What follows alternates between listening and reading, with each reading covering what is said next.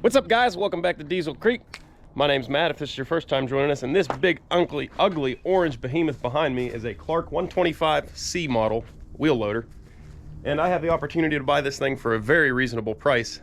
Trouble is, there's no way to get it out of here. Currently, it's not running, and there's no way to get a truck in where we're at. So, pretty much, me and my buddy are out here today, and we're gonna see if we can't get this thing fired up and drive it out of here, because that's the only way I'm buying it. It has been sitting at least 10 plus years. I really don't know anything about it. The people that are trying to sell it, it belonged to a past family member. And the thing is, it's been sitting here for all this time. I don't know if you can see that, with no oil in it. The plug's out and the filters are off of it. It's almost like he just started to change the oil one day and quit. Exhaust, seen better days. The turbo's not stuck, but it is tight. And the engine is very tight, but not stuck. And this gets worse. It is the dreaded triple nickel 555 Cummins. But it does turn, so there is hope. Basically, I don't need a machine this size. It weighs about 43,000 pounds, which is far more than I really need in a wheel loader. I would like to get a wheel loader, but this is really just too much for me. So what I'm thinking I want to do, if I can get this thing running for the price I'm getting it at, I'll clean it up, put some lipstick on it, and flip this thing, hopefully make a couple bucks off of it. As you can see, we've got some treeage. It's not really any good unless it's got a tree in it, right? So she's a pretty tough, big old girl. Hopefully we'll be able to get it out of here. You can see it's been sitting so long, the hillside's kind of slid down to the tire. I just hope it wasn't sitting for some special reason. So there you can see it's a Clark, Michigan 125C. There's the serial number, if you can make that out. I don't know what year that makes it, but I believe these to be an early 80s machine. In the cab here, the seat is in miraculous condition, amazingly. I think that's the gear shift, and this is forward and reverse. So the gear shift appears to be stuck at the moment, but that might just need the machine to move back and forth a little bit to make that easier for us. We've got moss. This is authentic. It's got moss. Got some starting fluid. That's a good sign. Control valves still move. They're a little stiff, but they move. All the glass is in it.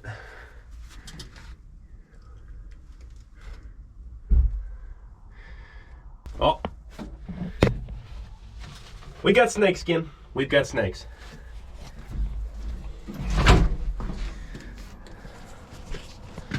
So yeah, let's tear into this thing.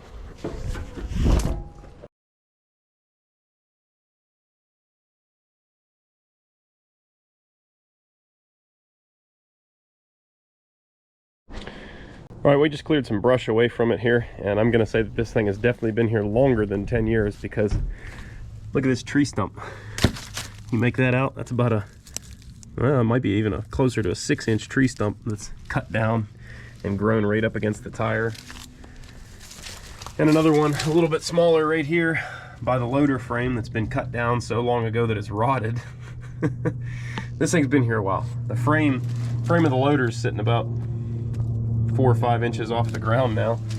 I think we're gonna go ahead and throw some air in the tires now, because that's another deal breaker. You know, even if it runs, if all 4 tires need replaced, I'm not gonna sink that kind of money into this thing. Those tires are liable to be a couple grand a piece. So hopefully they hold air. All right, well, I'm not real up on my giant loader tires, but I know that they take the bigger large bore valve stem. If you see this guy here, it's not the same type that's on your car or your skid loader or anything like that. It's like a 1/4-inch pipe. So I got the special adapter here, but there's 2 of them on these tires, and that's what's throwing me here. I pulled this cap off and it just started dumping what little air is in this thing out. So I stopped that. And this one doesn't even have a core in it.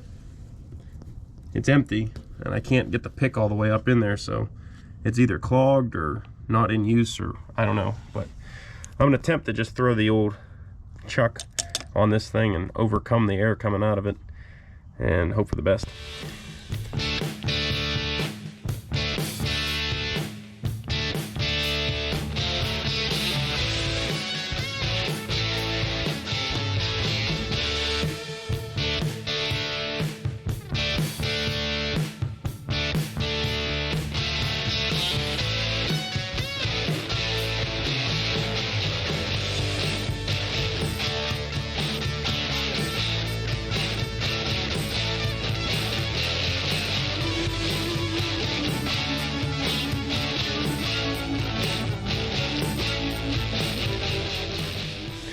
Well, 3 out of 4 tires blew right up, no problem, but unfortunately number 4 here, we've got 2 valves like every tire had, and neither one of them will take a drop of air, so I'm not sure what to do about that right now. I tried cleaning out the hole. I don't have a tool the proper size to get the valve core out of that one to try and probe it out, but I think what we're going to have to do is hope it runs, and then if it does, we'll pull it forward just enough to get the valve stem up, and hopefully we can do something with it there, and that changes the situation a bit. Trying to get this stinking hydraulic cap off of here.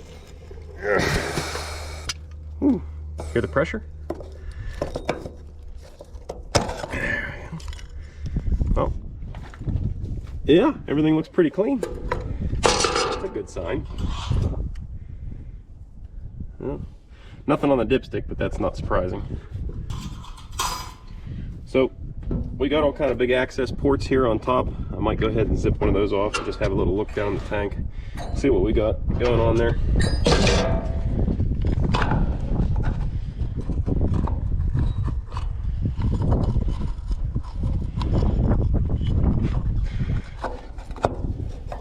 The hydraulic capacity on this machine is like 65 gallons.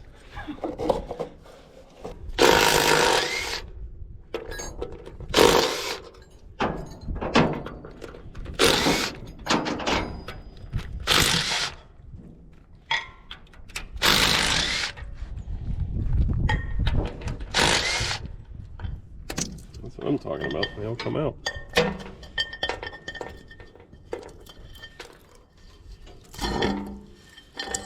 Oh, yeah. Not too shabby.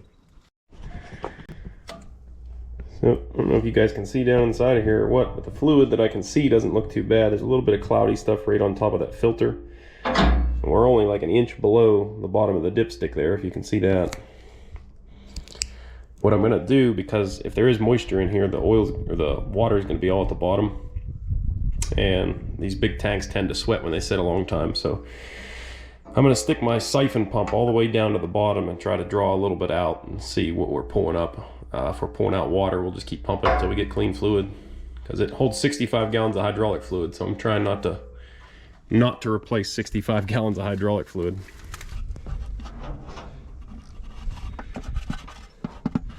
All right, that looks like slightly dirty, but no moisture in it.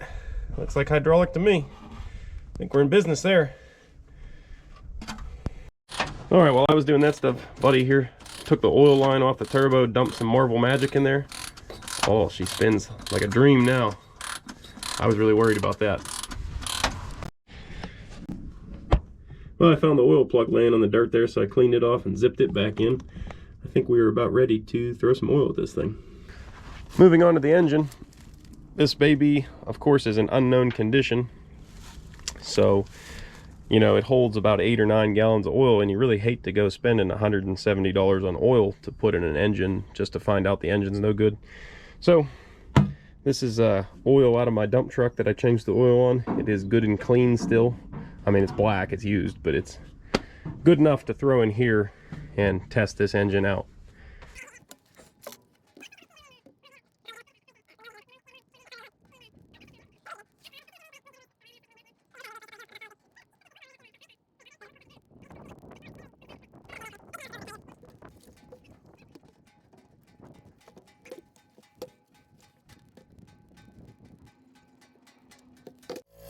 I'm going to pour a little bit of oil in over here through the breather on the valve cover just to get some top end lubrication going.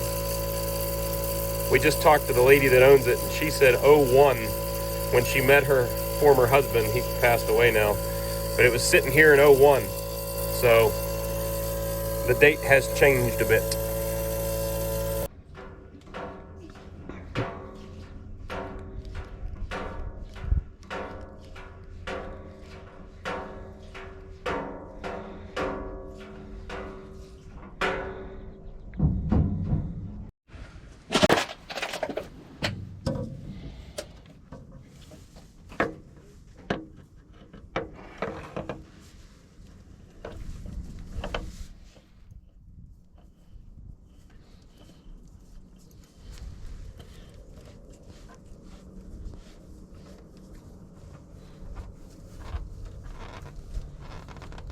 Made in England. It's a bit odd, isn't it? All right, we've established that there is coolant in it because you can crack the petcock on the oil cooler and some coolant comes out, but you can't see it in the radiator, so we're gonna go ahead and start filling it up now.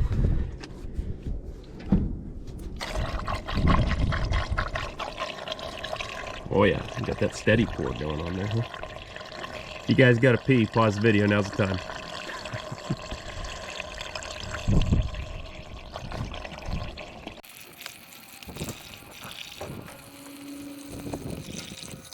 Alright, I'm putting in 1 straight water.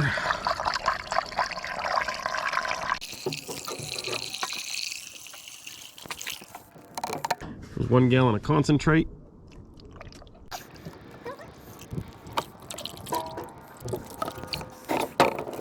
No clamps undone or anything. No, I didn't notice anything undone. So after the 3rd gallon, we got it right there. I think we're really close to starting this thing up. Time to connect the batteries and hope nothing catches on fire. Takes 2 of these big boy 4D batteries. I actually could have got 8D batteries, but who wants to spend $1,000 on batteries? All right, we primed the fuel line up to the housing here for the fuel filters. Due to an oversight on my end, I didn't realize that there was 2 fuel filters, so I've got 1 new one that I'm going to put as the secondary filter. And one of the ones that was laying here is going to be the first. It does look clean in there. It's not like it's full of junk or anything. It was laying here, you know, face down for 20 years.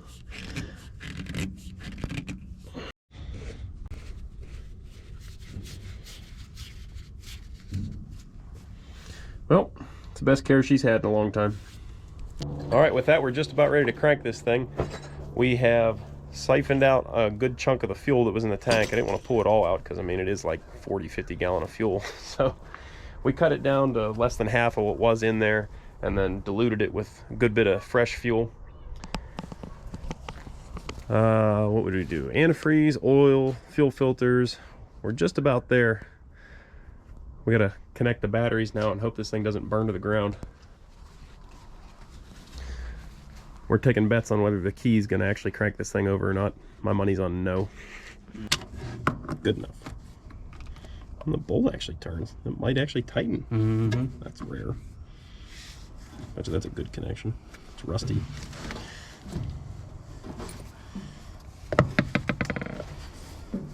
I get yelled at for that. Oh, it's drawing power. Hear it? It's good. Anything on fire? Sending smoke signals.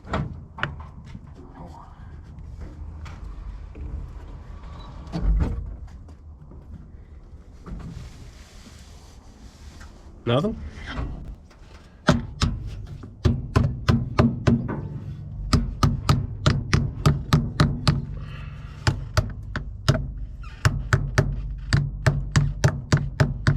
Yep, I know you all love seeing me tap on battery terminals. I get lots of love for that.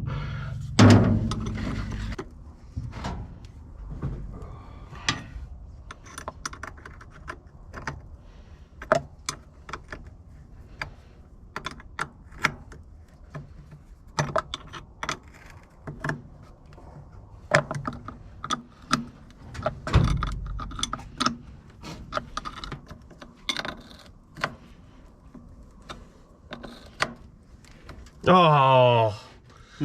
Oh. It wasn't even tight and it just exploded. You got another one of those terminal ones? There might actually be one on my dashboard, but it's honestly, it's still kind of tight. Yeah, well, if it arcs, it's gonna mess up that terminal. That's what happened to the batteries on that D2, especially with 24 volt. Yeah, that thing right off. That's true.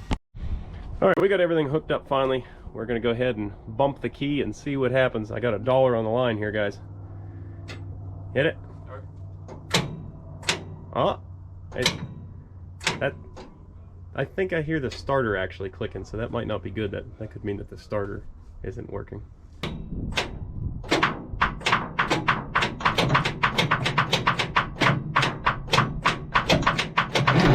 Oh, yeah. Woo! That's good. That's real good. Try it again. Oh, boys. I think she'll start. I think she will too. It almost sounded like it wanted to. Yeah. Well, let's crack that fuel on again. Yeah. I'll pressurize it. Yeah, that's good. All right, we're gonna make sure we got all the air out up to this point. Still trying to figure out how to completely bleed it all the way to the injection pump. Neither one of us are very familiar with this engine, which is another way of saying we've never even touched one. Just figuring out as we go. Ready? Born ready.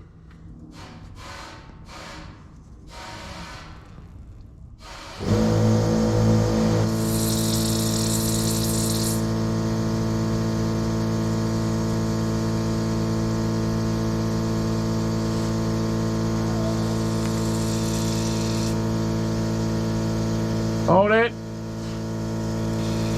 Hold it.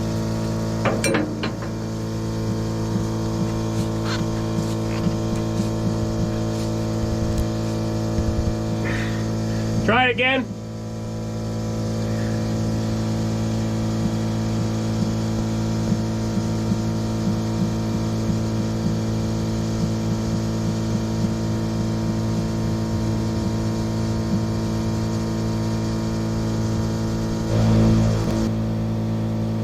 Finally got fluid coming out over here.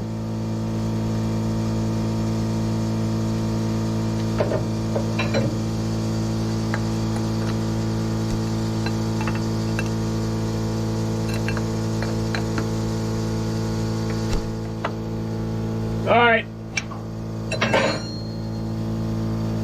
That took a while. I think we're about ready. Do a little back. All right, so the first time since 2001, hopefully this baby pops off. I'm gonna probably have to use some ether because we can't figure out how to bleed the fuel system thoroughly. So just doing the best we know how. Got the throttle pulled up. Actually, you should probably hold it down. Yeah. Ready? Yep, contact.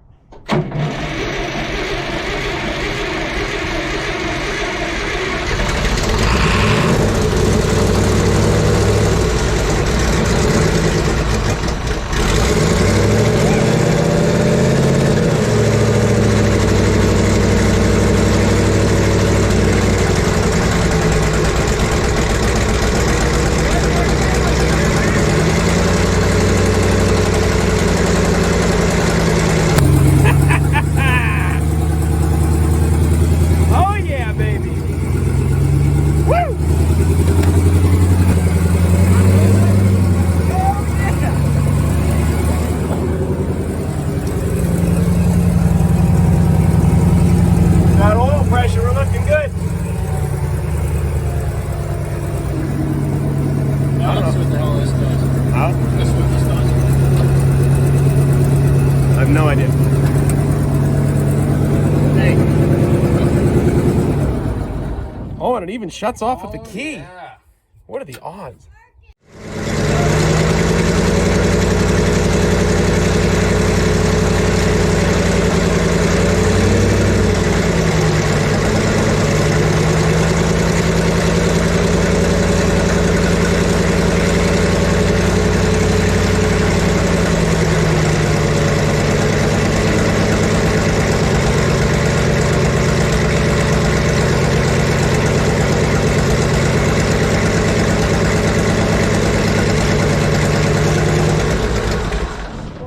nuts off of the key. Yeah. What are the odds?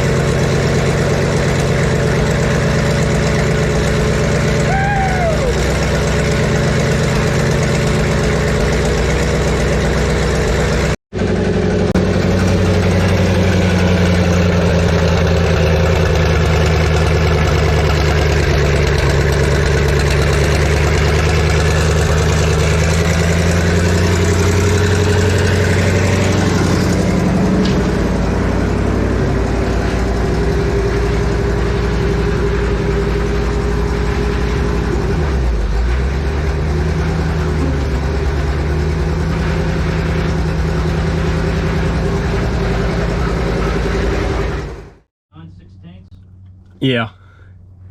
We got a little hydraulic leak going here, so we shut her down. We're gonna figure out what's going on there. Maybe it's just an O-ring or something. We'll get lucky that way. What do you guys think about that? After 20 some years sitting here asleep, she actually fired up really easy. I barely used any ether. I mean, a couple little tss, and it just popped right off incredibly. Not even too smoky. All right, well, I'm back up here a couple days later. Come to troubleshoot our hydraulic issues. We got mighty hungry the other day and had to call it. Ugh. What I know for sure is this line here blew, which is the line that feeds the lift cylinder for the boom. Buddy attempted to start raising the boom up and it couldn't handle the pressure, so that one's gone. I don't know if you can see up in there, it's all bulged out and deformed. There's another valve block right around here, which is directly underneath the operator's cab, and it's really wet. It definitely leaked pretty good.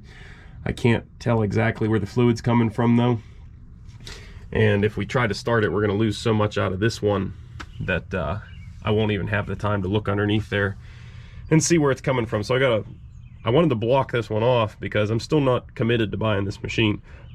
You know, to replace this hose is probably going to be 80 or 100 bucks. They sell block off slugs that you can just put in the place of this hose flange, and that'll cap the line and you can still run the machine and not lose any fluid, which would give me time to investigate the leak up there. And there was also a third leak pretty much directly across from this one, but up in there a bit more.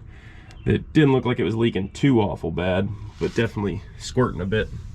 I found a fitting that I was able to get some turns out of with a wrench. I did tighten it up, so hopefully that takes care of that one, but I'm not feeling super confident on it. But I guess what we need to do at the current moment, we'll go ahead and unbolt this hose up there and down here and see about getting that hose redone or put one of those block off slugs in it.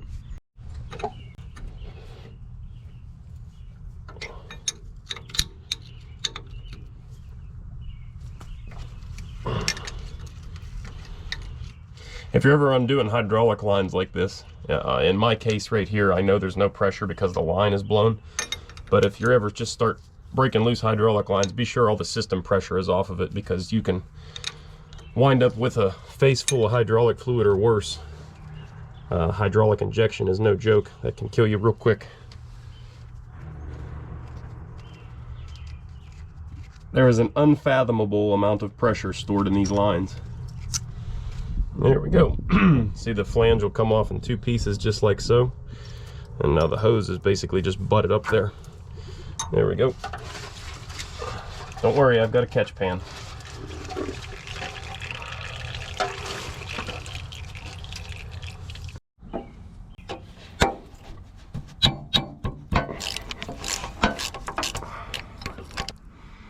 I really shouldn't have to take the top half off. Yep, hinge it out of the way. Cat makes theirs a little bit different. don't have a full bolt hole here, and they're kind of split across this direction, and that way you can just take 2 bolts out and the other pieces will hinge out of the way, which I think is a little bit better system. But this is the old school methodology here. Oh yeah, boys, can you see why it blew? Wow, that thing was rotten. That's probably the worst line I've ever seen. I mean, there's just nothing left of it. No wonder the thing blew. That's insane. Wow. I mean, it's just, wow. That's all I can say about that. That's crazy. I've never seen one deteriorate to that level. No wonder it didn't hold any pressure. Well, I just got back from the hydraulic shop, and like I said, I still haven't committed to buying this thing because I don't know if it moves yet. And to replace that line and its twin on the other side is $530 some. So I got these little slugs, and we're just going to block that line off for now. That way I can start it up and try to see if this thing will move. All right, I think I have our leak figured out here, the last one. I sneak in behind the back tire here, and see this hose right here? This is connected right here, and that hose, all I can tell it did, it ran down here and along and up right into the bottom of the cab. It's kind of right behind that orange thing. Ran right into the bottom of the cab right there, and all that did was have a sample drawing poured on it. So I should be able to just put this JIC cap over that fitting, block that off, and we should be good.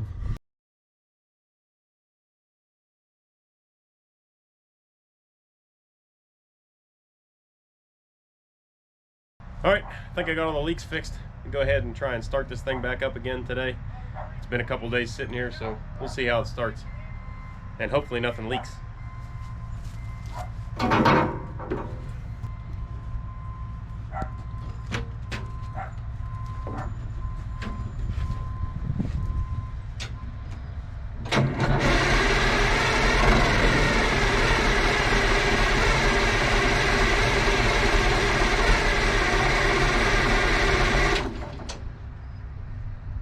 Seems like we're losing our prime.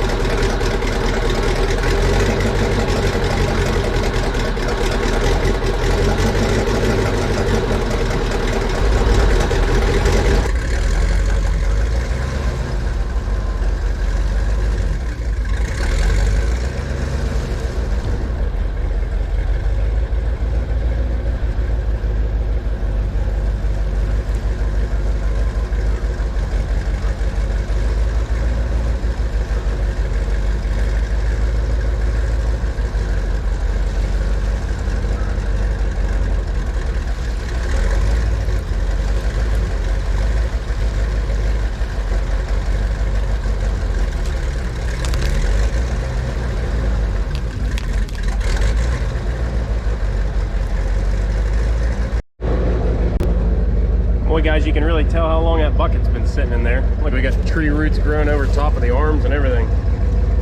Man, look at the size of that tree in there.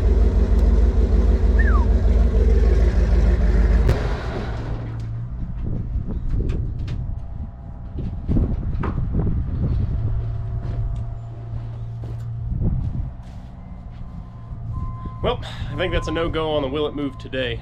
I know part of the reason why, you know, it might not be moving is because the line that was leaking all the fluid up into the cab was the transmission, not hydraulic. So we're really low on transmission fluid right now, which is another reason we're not going to sit here and run it for very long.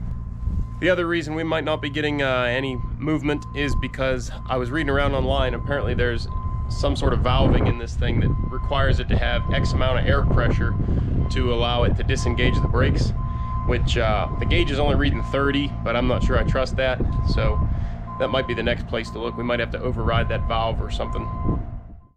All right, well, the old girl at least runs. We don't have it driving quite yet, but that is in the future. Still haven't committed to buying this thing. If you guys think it's a good purchase, let me know down below. I'll say I'm getting it cheap enough if it moves, but that remains to be seen. So stick around if you want to see this thing move. That'll be in the next video. Have to work on figuring out why we can't get it to go forward or reverse. So until the next time, guys, thanks for watching. I'll see you there.